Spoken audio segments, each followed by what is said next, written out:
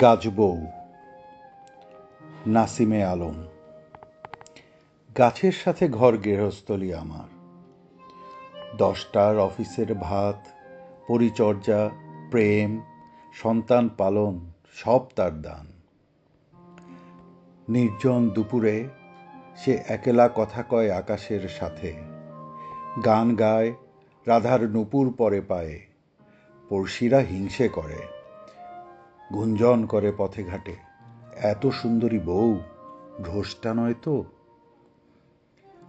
বিকেলে জলের আয়নাতে সে নিজেকে দেখে, আমার অপেক্ষায় থাকে, অভিমান করে ফিরতে দেরি হলে।